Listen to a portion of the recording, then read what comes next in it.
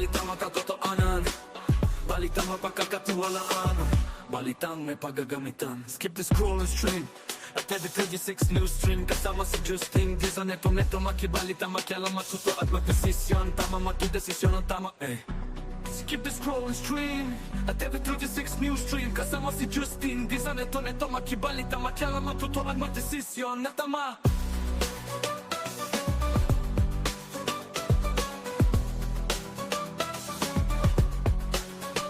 Skip the scroll and stream at every 36 news stream. Kasama si Justin Dizon, neto makibalita, makialam, matuto at magdesisyon na tama, magdesisyon na tama.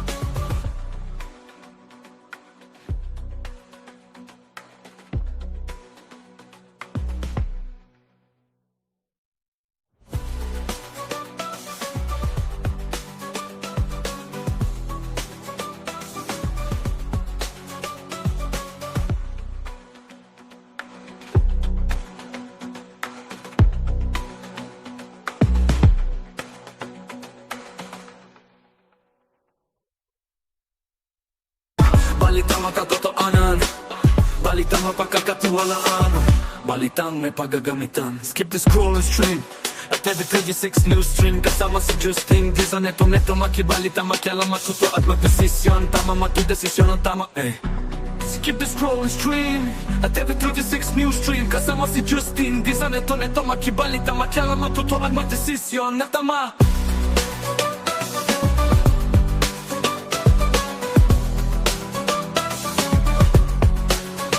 Skip the scroll and stream at every 36 news stream. Kasama si Justin Dizon, neto makibalita, makialam, matuto at magdesisyon na tama, magdesisyon na tama. Makialam, makibalita at magdesisyon po ng tama. Isang mainit na tanghali po ng Huwebes, mga karehiyon. Justin Dizon po. Ito po ang CLTV 36 News Stream.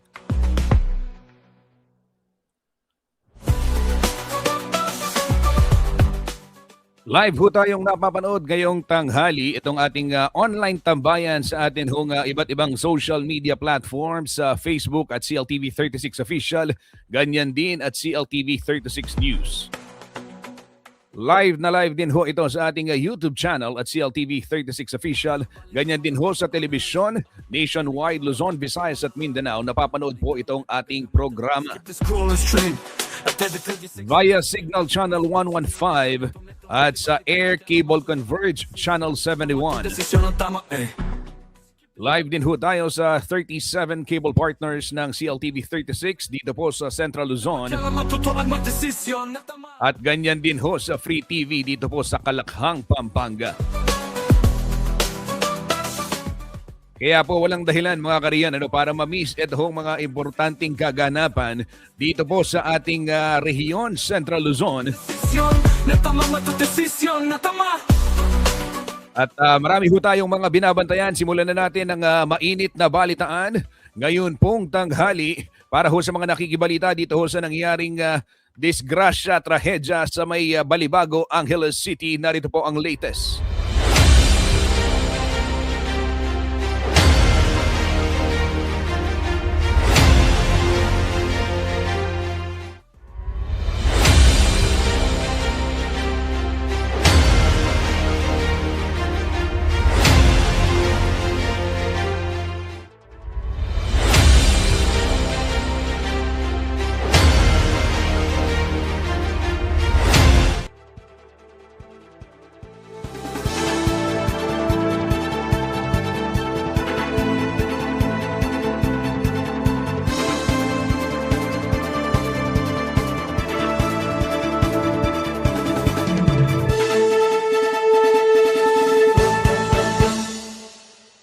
Nagpapatuloy po ang ginagawang search, rescue and retrieval operation dyan ho sa may barangay Balibago, Angeles City. Ngayon pong ika-4 na araw mula ho ng gumuho itong siyam na palapag na gusali noong araw ho ng linggo. Oo mga karehiyon, at ito po ang latest mula na rin ho sa Unified Command. Nagbigay ho ng update kani-kanina lamang ay bandang alas 8 po ng umaga ay na-recover na mula ho sa nasabing guho. Ito pong ikalimang biktima, o yung ikalimang individual na kumpirmadong nasawi sa nasabing trahedya.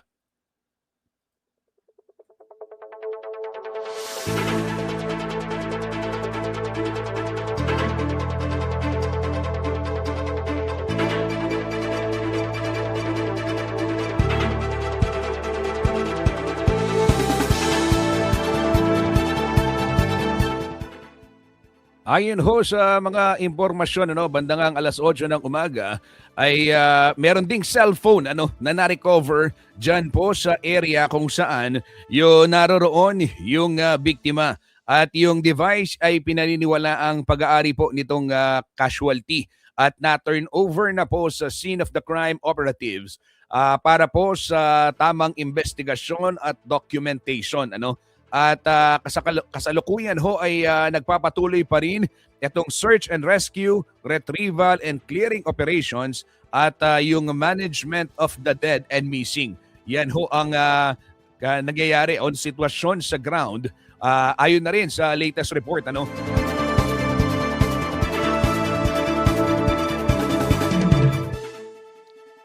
Ito ho yung binabanggit natin mga kariyon kagabi kung nakamonitor ho kayo, ito yung katawan na na-locate kagabi sa tulong po ng mga K9 units. So mula ho kagabi ay ginawa ho ng ating mga rescuers yung kanilang buong giting na makakaya upang mailabas nga po mula ho sa guho itong labi ng ikalimang individual na kumpirmado hong nasawi sa nasabing trahedya.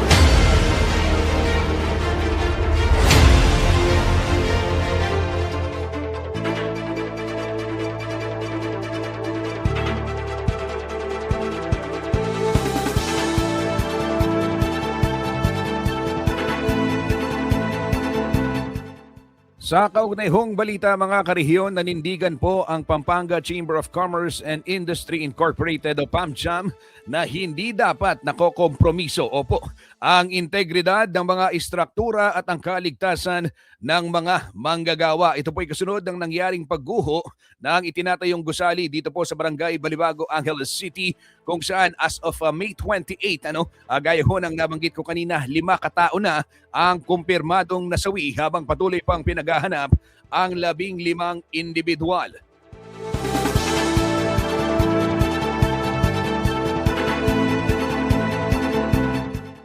Ayon ho kay Attorney Ryan Tan, ang Assistant Corporate Secretary at Director ng Infrastructure Development Committee ng PAMCHAM, mahalaga ring paalalahanan ang mga negosyante maging ang mga kontraktor sa kahalagahan po ng occupational safety and health standards.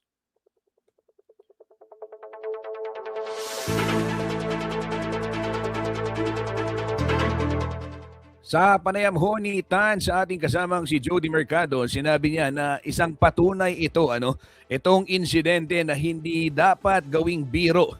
Ito hong safety and structural integrity.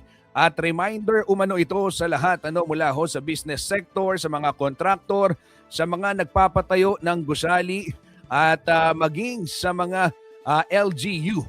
Dahil ito po ay tungkulin ng lahat yung kaligtasan ng bawat individual.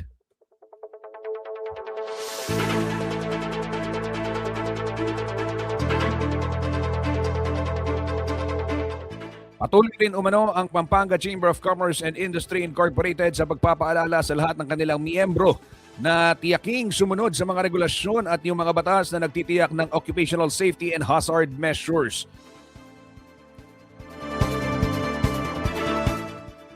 Giit panitan, wala pong dahilan para hindi malaman itong mga ganitong klaseng alituntunin dahil available na readily online. Ito pong iba't ibang regulasyon kaugnay ng pagpapatupad ng kaligtasan sa mga construction sites. Tandaan mo.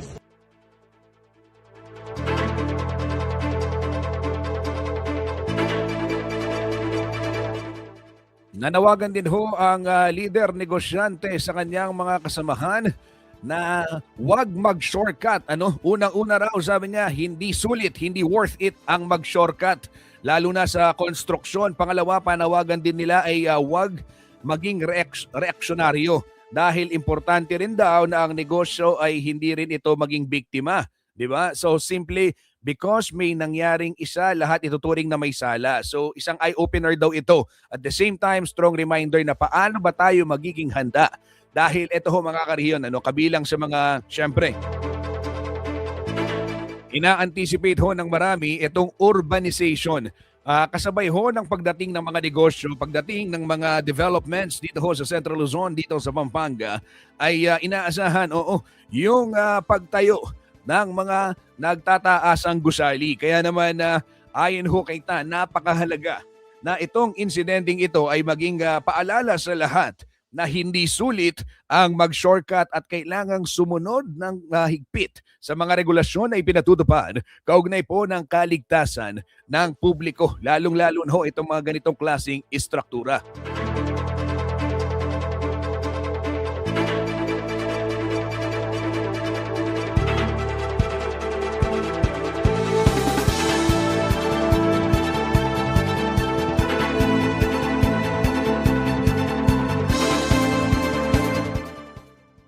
Ito ho ang sitwasyon din ngayon mga karehiyon dyan sa ground. Kung nakikita ho ninyo yung ating drone footage, ito aking ipi-play ulit. Yung gumuhong gusali ay syempre dahil nga malaki itong strukturang ito, siyam na palapag. Marami ho itong mga nadamay sa paligid. At una na riyan, syempre yung nabanggit natin ng mga unang araw, ito pong hotel na nakikita ninyo, yung hotel na katabi niya, na Ursu Hotel na nabagsakan at dyan ho ay nasawi yung isang Malaysian national. At meron pang ibang may bahay din. Batay na rin doon sa post yung command information bulletin ng BFP. So, kung kayo ho ay magtutungo naman sa lugar, hindi lamang yung tatlong istruktura o yung magkakatabing area na yon ang apektado. Sa laki ho ng operasyon ng mga otoridad dito sa ginagawang rescue operations, search, rescue, and retrieval operation, dahil massive structure ito, ay kailangan hong kordonan yung paligid. So dahil nakakordon ang paligid, dahil merong rescue operation dyan, ano ba yung mga katabi dyan, Kuya Justin? Ito ho mga karehiyon, may laundry. Nung isang araw nandun ako, nandun kami doon sa may outpost, yung saktong tent lamang. Papasok yung isang individual, foreigner. Hinarang siya nung mga pulis dahil sarado nga, nakakordon at wala rin namang operation. Meron daw siyang kukuning laundry dahil may katabing laundry shop. Ito pong itong gusaling gumuho. Tapos meron din kaming nakausap na may-ari naman ho ng tindahan, sari-sari store. Dahil nga ilang araw wala rin kuryente doon sa lugar, so yun pong kanilang mga paninda ay hindi na malamig yung soft drinks, yung mga yelo na tunaw, so apektado ho yung kanilang negosyo. Meron din hong mga, of course, itong mga kabahayan apektado, pero itong mga negosyo marami ho dahil populated area ito, mga karehiyon, marami ho tayong makikita nga iba't ibang establishmento sa paligid ho ng gumuhong gusali.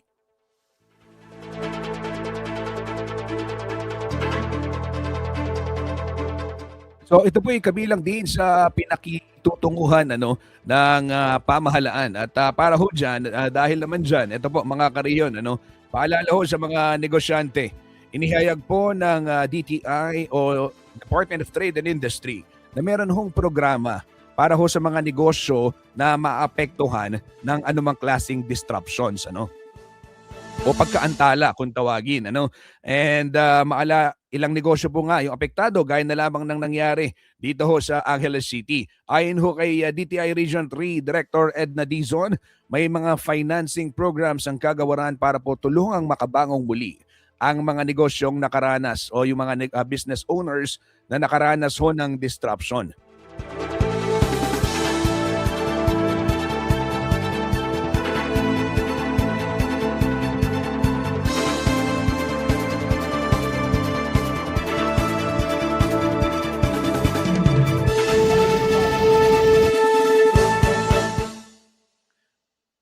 Para ho sa mga negosyo na nag-aalok din ng produkto, may mga aktibidad din po ang DTI para ipakilala ang inyong mga products sa merkado upang magkaroon ng dagdag kita. So ito ho yung meron pong mga trade events na ginagawa itong DTI. So pwede hong sumali dito ayon ho kay Dizon.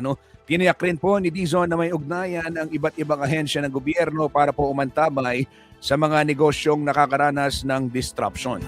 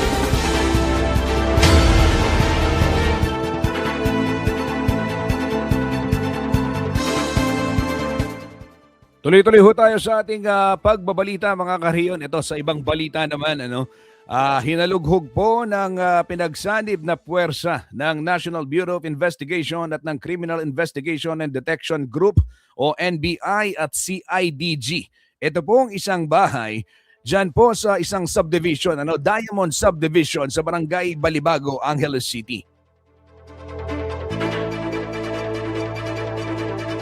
Nangyari po itong insidente kahapon matapos pong makatanggap ng impormasyon ito pong mga operatiba na dito ho nagtatago si Senador Bato de la Rosa. Sa atin hong pananaliksik, napag-alaman na itong bahay ay pagmamayari ng tiyuhin po ni Senador Robin Padilla. Subalit, batay ho sa ulat na rin ng Radyo Pilipinas, isa pong government-owned media, ay biguho itong mga operatiba na matunton itong si Puganting Bato.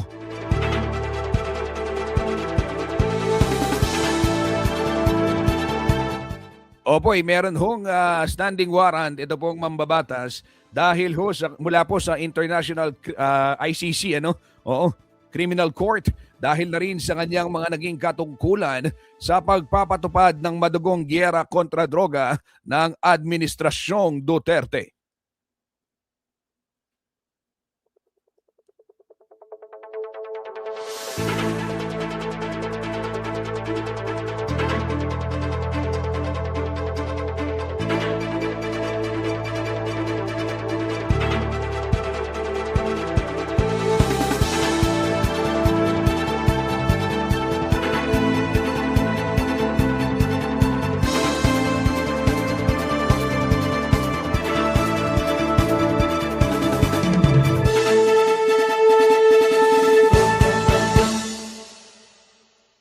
Sa iba hong balita mga karehiyon, nagsagawa ho ang Pampanga Police Provincial Office, katuwang ho ang Provincial Forensic Unit ng random drug testing sa mga kawani nito ngayon pong Huwebes, May 28.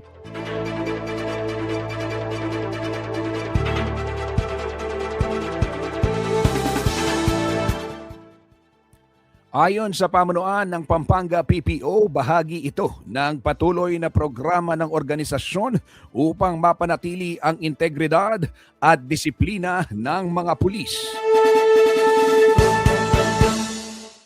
Layunin din ng aktibidad na matiyak ang isang drug-free workplace sa hanay ng kapulisan at palakasin ang tiwala ng publiko sa serbisyo ng pulisya.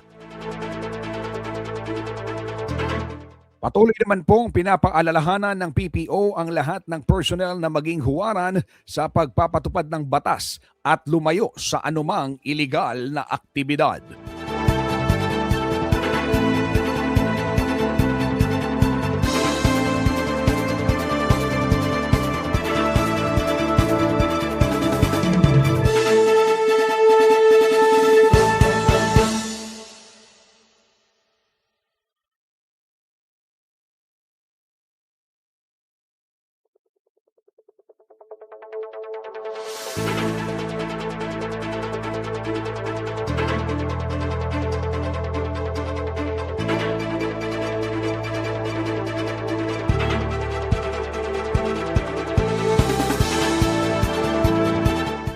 Tuloy-tuloy tayo sa ating pagbabalita. Ito mga karehiyon, marami ho talagang balita, maraming ganap ngayon sa Angeles City. Oo, number one, ito pong gumuhong gusali dyan sa Barangay Balibago. Pangalawa, yan hong pagsalakay ng CIDG at NBI sa isang bahay sa Barangay Balibago. At ito ho, isang illegal gambling hub ang sinalakay din po ng mga otoridad kung saan nagresulta po sa pagkakaaresto ng 6 na katao.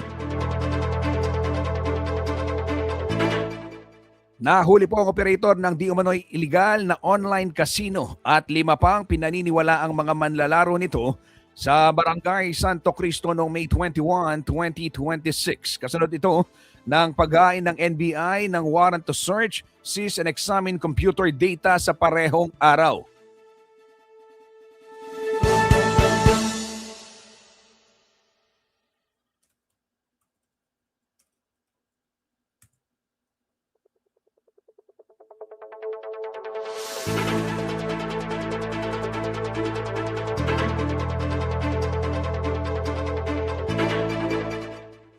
Ayon ho sa NBI, nakatanggap sila ng mga ulat hinggil sa isang individual na nag-ooperate daw ng hindi otorisadong online gambling platforms na nambibiktima ng mga mananaya. Maari pong sumali, batay pa sa report, maaring sumali ang players upang maglaro at mag-ipon ng kanilang mapapanalunan. Ngunit hindi na umano nila makuha ang kanilang earnings dahil na-freeze na ang kanilang accounts. Inumpirma naman ang pagkor ng online casino platforms na ginamit ay pinapatakbo ng walang kaukulang lisensya. Sasailalim ngayon sa inquest proceedings sa Angeles City Prosecutor's Office ang 6 na individual dahil po sa paglabag sa Presidential Decree 1602 at kaugnay ho ng Republic Act 10175 o ito pong Cybercrime Prevention Act of 2012.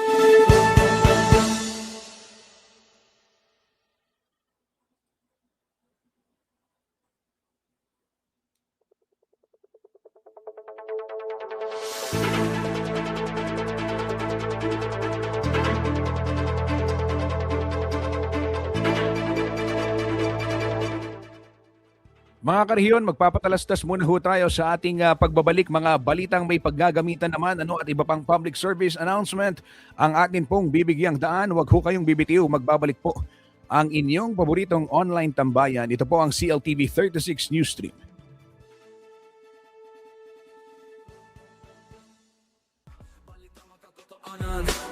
Balitang mapagkakatiwalaan, balitang may paggagamitan. Skip the scroll and stream at every 36 news stream. Kasama si Justin, di sa neto makibalita, makialam, matuto at magdesisyon. Tama, matudesisyon ang tama, Skip the scroll and stream at every 36 news stream. Kasama si Justin, di sa neto makibalita, makialam, matuto at magdesisyon na tama.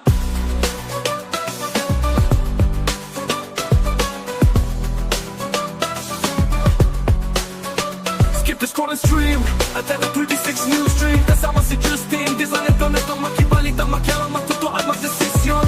na tama to desisyon na tama.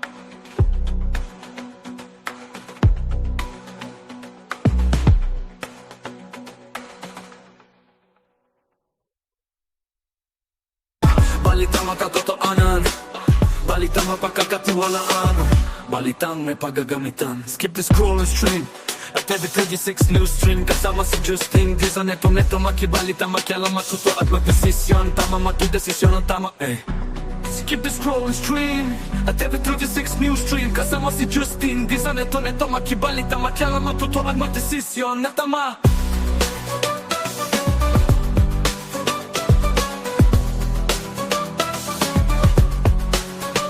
Skip the scroll and stream at every 36 news stream. Kasama si Justin Di sa neto makibalita, makialam, matuto at magdesisyon na tama, matudesisyon na tama.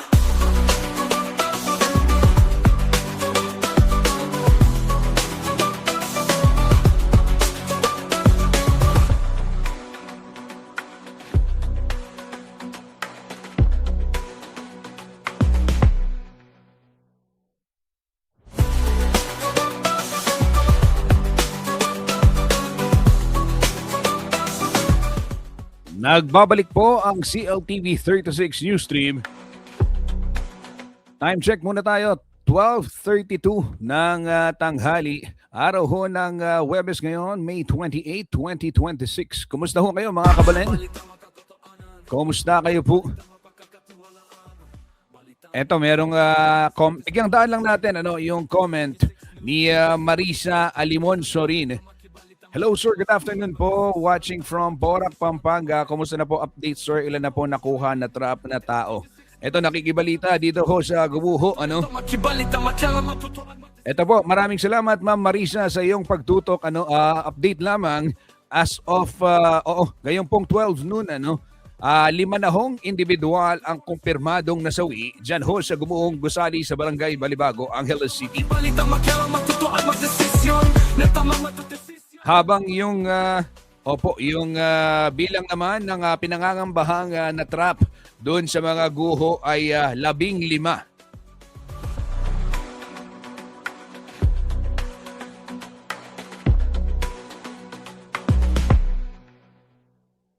Yan ho yung latest dyan sa insidente sa Angeles City. Wait lang, ayusin ko lang yung headset ko.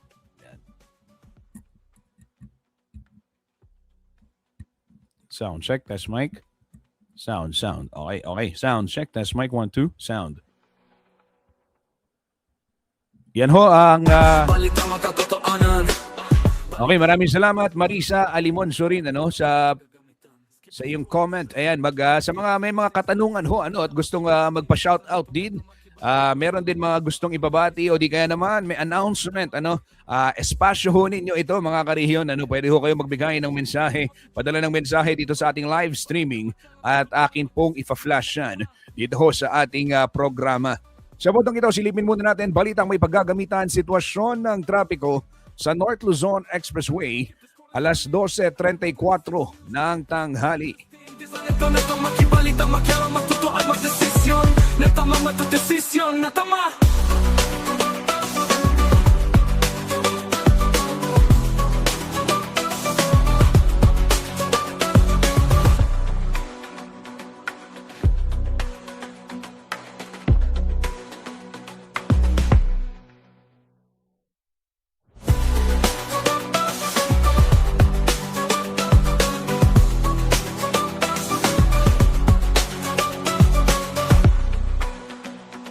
Para ho sa mga kababayan nating babiyahe ngayong araw ho ng Huwebes dito ho sa North Luzon Expressway. Ito yung aasahan ninyong senaryo mga karehiyon. Diyan sa bahagi po ng Balintawak yung cash lanes medyo mahaba-haba yung pila At kung wala ho kayong RFID at medyo meron kayong konting paghihintay diyan po sa lugar palabas ng Balintawak if you are coming from Central Luzon. Kasama si Justin, di sa neto makibalita, matyala matutuan magdesisyon na tama.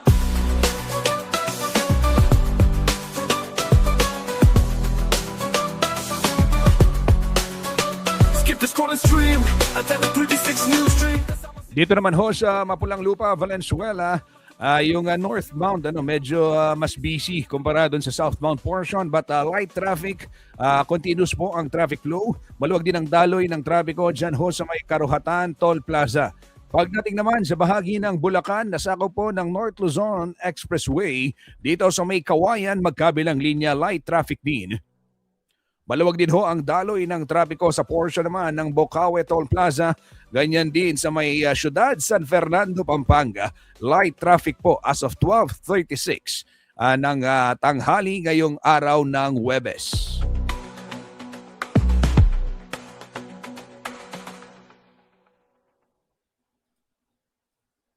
Balitang makatotoanan, balitang mapagkakatiwalaan. Sa puntong ito, bigyang daan naman natin ang forecast, ang weather report mula po sa ating mga kaibigan sa DOST Pag-asa. Narito po ang ulat, ano ang latest ukol sa binabantayang bagyo dito po sa ating sa labas ng PAR. Narito po ang report.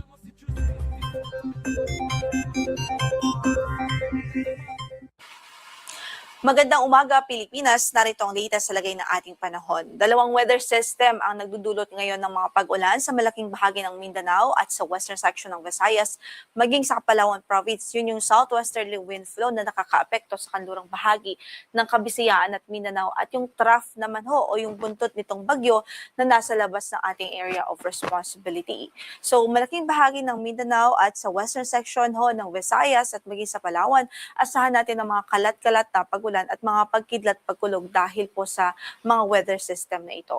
Samantala sa natitirang bahagi ng Luzon ay maaliwalas o ibig sabihin sa natitirang bahagi ng Luzon at natitirang bahagi ng Visayas, generally po ay localized thunderstorms ang pwedeng magdulot ng mga pag-ulan anytime of the day. So asahan natin mas magiging frequent na rin po yung ating mga thunderstorms anytime of the day dahil sa transition na po tayo papunta po sa tag-ulan o sa nalalapit na tag-ulan season sa bansa. Samantala, update dito sa bagyo na nasa labas ng ating area of responsibility na meron pong international name na Jiangmi. Nasa tropical storm category ito at taglay ang lakas ng hangin umuabot sa 65 kilometers per hour near the center at gustiness na 80 kilometers per hour. Huling nakita natin yan sa layong 1,195 kilometers silangan ng Eastern Visayas. So as you can see po, may kalayuan pa po ito sa ating landmass at ang epekto niya sa atin ay yung trough niya, yung buntot, nagdudulot ng mga pagulan sa ilang bahagi ng Mindanao, particular sa eastern section at inaasahan natin sa mga susunod na oras sa araw na ito ay magdudulot pa rin ito ng mga pagulan sa Caraga, ilang bahagi ng northern Mindanao at even sa Davao region. Ang kanyang pagkilos sa ngayon ay north-northwestward at 20 kilometers per hour. At base na rin sa track na ipinalabas natin kagabi sa ating tropical cyclone advisory, mabagal yung naging pagkilos niya over the past few hours at sa mga susunod na araw ay medyo may kabagalan pa rin ang kanyang magiging pagkilos dahil nagko-consolidate pa po ito at lumalakas pa po ito. At lalo na't malakas din ng high pressure area na andito po sa area na ito at nakakahadlang po sa kanya upang ito po ay kumilos pa northwestward. Pero most likely po ay papasok ito ng ating area of responsibility, likely between tonight o kaya naman ay bukas ng umaga. So posibleng pumasok yan ng ating area of responsibility as tropical storm or typhoon category na po. As tropical storm or severe tropical storm category. At habang nasa Philippine Sea siya, maaari pong ma-reach niya na yung kanyang peak intensity habang nasa Philippine Sea at maging typhoon yan bago yan lumabas ng ating area of responsibility by Monday pa ho. Ang nakikita po natin dahil nga po mababa naman yung chance na mag-landfall ito sa anumang bahagi ng ating kalupaan, ang senaryo po ay ma-enhance nito. Likely ma-enhance nito yung southwesterly wind flow at yung southwesterly wind flow, yun po yung magdudulot ng malawakang pagulan sa malaking bahagi ng Visayas, sa ilang bahagi ng Mindanao at maging sa southern Luzon. Lalong-lalo na po starting by weekend hanggang early next week. So ngayon may mga pag-ulan na po dahil sa southwesterly wind flow pero inaasahan natin dadagdag pa yung mga lugar kung saan makakaranas ng mga pag-ulan, lalong-lalo na by weekend hanggang early next week dahil po sa enhanced southwesterly wind flow. At dahil din po yan sa presence nitong bagyo na papasok sa ating area of responsibility. Once na pumasok po yan ng ating area of responsibility, ay bibigyan po natin siyang ng local name na Domeng. Para sa ating pagtayo ng panahon sa araw na ito, bahagyang maulap hanggang sa maulap ang papawirin sa Metro Manila at natitirang bahagi pa ng Luzon except for Palawan. So asahan natin ang mga localized thunderstorms o yung mga dagliang pagbuhos ng ulan, mga isolated cases po at hindi naman widespread. Pero asahan natin mas magiging frequent yan at patuloy pa rin makaranas ng mainit at maalinsang panahon ang malaking bahagi ng bansa. Sa Metro Manila, 20 to 35 degrees Celsius ang inaasahang magiging agwat na ating temperatura. Sa Baguio, 19 to 25 degrees Celsius, 27 to 33 naman ho sa Lawag, 27 to 40 degrees Celsius sa Tuguegarao City, 27 to 34 sa Legazpi City at 24 to 33 sa Tagaytay. Samantala dito naman sa Metro Cebu, asahan natin ang temperature na pwede pong umabot sa 32 degrees Celsius, 32 din sa Tacloban at 32 na maximum temperature sa Kalayaan Islands, 25 to 32 naman sa Puerto Princesa City. Magiging maulap ang papawuri na may mga kalat-kalat na pagulan at pagkilat-pagkulog sa halos buong Mindanao, dito sa Western Visayas, sa Negros Island Region at maging sa Palawan Province dahil sa epekto ng southwesterly wind flow at maging yung trough o extension nitong tropical storm Jangmi na nasa labas ng ating area of responsibility. Para sa pagtayang temperatura dito sa Cagayan de Oro, 26 to 31 ang inaasahan, sa Davao ay 25 to 33 at sa Zamboanga naman ay 26 to 32 degrees Celsius. Kahapon nga po ay nakapagtala po tayo ng umabot sa 40 to 4 degrees Celsius na maximum heat index o our apparent temperature dito sa Kamaynilaan. So ang ating range ng maximum natin dito sa Science Garden ay 42 habang sa Naiya Pasay City ay 44 degrees Celsius. Samantala, ang pinakamataas na heat index na naitala kahapon ay sa Dagupan City, Pangasinan, Tuguegarao City, Cagayan at Sangley Point, Cavite na nakapagtala po ng 46 degrees Celsius na maximum heat index at nasa danger level ho. Itong mga numero na ito, ibig sabihin mataas ho ang tsansa, mataas ang banta against heat stress, heat cramps, and even yung mga heat strokes. For today naman, sa Metro Manila, pwede pa rin umabot hanggang sa 44 degrees Celsius ang maximum heat index, lalong-lalo na po doon sa Naiya, Pasay City, habang dito sa Science Garden, pwede pong umabot sa 42 degrees Celsius. Sa Tuguegarao, Cagayan naman, ay pwedeng umabot hanggang sa 46 degrees Celsius at mataas pa rin ang ating apparent heat index o apparent temperature, samantalang sa Sangley Point, Cavite ay 47 degrees Celsius. Patuloy po natin pinag-iingat ang ating mga kababayan sa ganitong klaseng init dahil pwede pa rin po ito magdulot ng mga heat cramps, heat stress, and even sa mga worst case scenarios, pwede pong magdulot ng heat stroke kapag babad na babad po sa ganitong klaseng init ng panahon. Wala po tayong gale warning na nakataas ngayon sa anumang bahagi ng ating baybaying dagat, banayad hanggang sa katamtaman ang magiging pag-alon ng karagatan sa buong kapuluan. Ang sunrise natin is 5:26 in the morning at lulubog ang araw mamaya sa ganap na alas 6:21 ng gabi. Ito po si Lori de la Cruz Galicia. Magandang umaga po. Stream at 36 News Stream kasama si Justine. Di sa neto na itong makibalita, makialang matuto at magdesisyon. Na tama matudesisyon, na tama.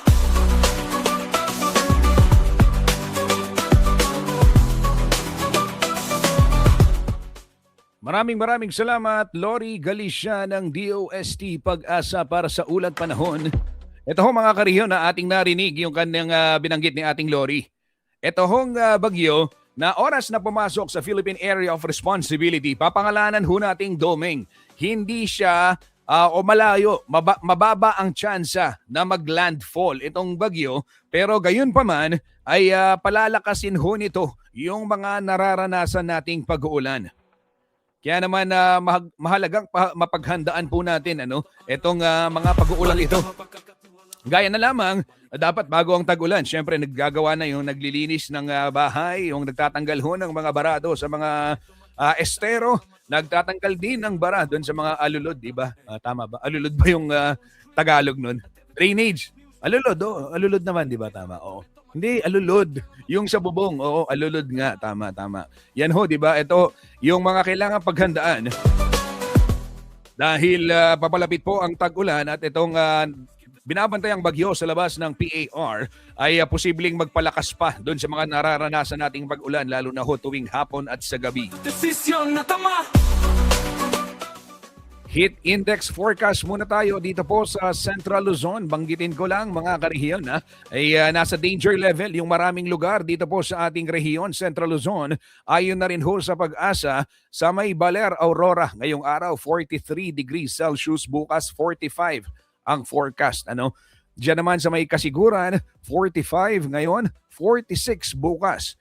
Dito po sa may Iba, Zambales 43 at 44 bukas. 43 din ngayon yung sa Clark, Pampanga, habang 42 bukas. Sa may Science City of Muñoz, 44 degrees Celsius ngayon, 43 bukas. Sa may Abukay, Bataan, 39 ngayon, 39 din bukas. Sa may Kubi Point, Subic Bay, Olongapo City, 43 today, 44 tomorrow, 46 naman ho sa may San Ildefonso, Bulacan, at 46 din hanggang bukas. So mainit ho riyan. Kamiling Tarlac, danger level din, 45 at 45 din bukas. Habang itong Hacienda Luisita, 44 at 44 bukas. Yan ho yung mga forecasted heat index sa iba't ibang bahagi ng Central Luzon. Totoo ay magdesisyon na tama, matudesisyon na tama.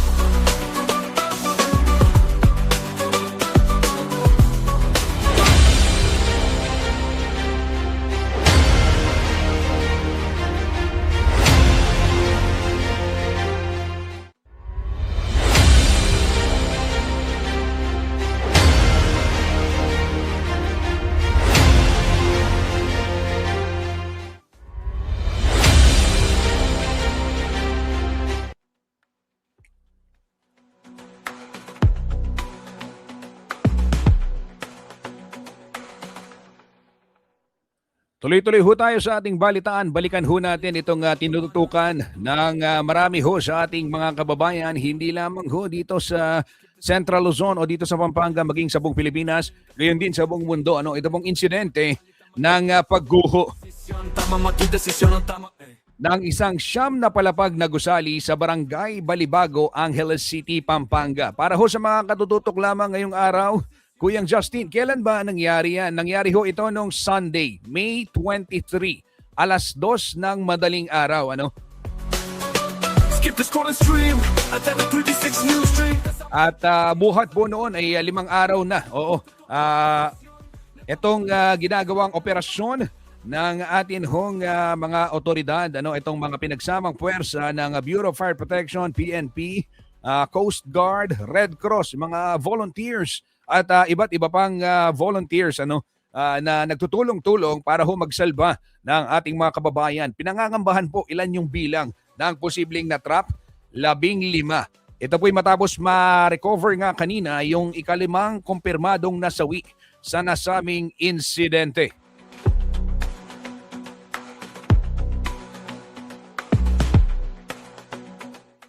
Paglilinaw ho ng Incident Command, o yung Unified Command dito po sa nasabing insidente, hindi po nawawalan ng pag-asa itong mga rescuers. At kaya po ang ginagamit na termino ay Search, Rescue, and Retrieval Operation. Ibig sabihin, hindi lang ika nga, hanggat hindi po natatanggal lahat ng bato, ay hindi po inaalis ng mga rescuer yung posibilidad na meron pang himala at meron pang buhay. Pero paglilinaw po ni Fire Superintendent sa Gili, ayaw rin nilang magbigay ng mga false hopes. Kaya naman nag-a-update sila kung ano yung batay na rin sa mga pagsusuri, sa assessment at nagiging daloy po ng kanilang operasyon.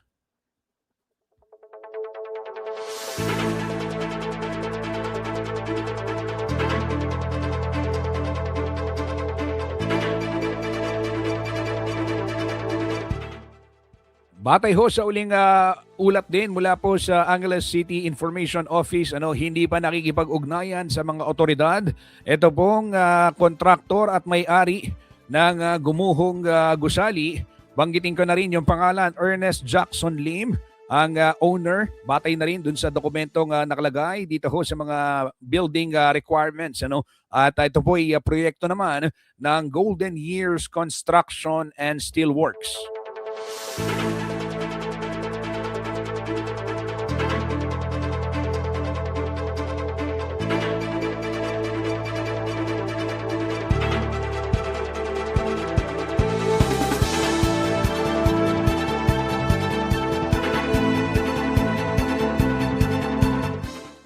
Time check muna tayo, 12:51 na. Yan hong mga balitang nakalap ng CLTV 36 News and Current Affairs ngayon pong umaga ng Huwebes, May 28, 2026. Tutok lamang ho kayo mga karehiyon, i-follow ang ating iba't ibang social media pages para ho manatili kayong updated at CLTV 36 News and at CLTV 36 Official, at mag-subscribe na rin kayo sa ating YouTube channel at CLTV 36 Official para po sa mas maraming content ukol ho sa mga iba't ibang kaganapan dito po sa Central Luzon. Antabayanan din ho ang ginagawang pagbabantay ng CLTV 36 News and Current Affairs dito po sa yung solemn proclamation ng Holy Rosary Parish bilang isang minor basilica, at magaganap ho yan sa darating na June 10, 2026. Ay para ho sa lahat ng mga gustong makibalita sa iba't ibang impormasyon ukol po sa Holy Rosary Parish, tutok lamang din po dito sa CLTV 36. Ihahatid po namin yan sa inyo.